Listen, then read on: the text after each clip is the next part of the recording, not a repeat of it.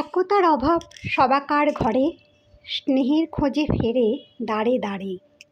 ভিক্ষা মাগি প্রকৃতির কাছে, লইয়া যাও তব মাঝে।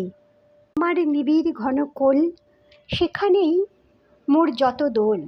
কেহ না নিবে এসে কাড়ি, তুমি কেবল আমার বাড়ি। ঈর্ষা বিদ্বেষ করে লাঠালাঠি, মানব গড়ে মানবের বাটি।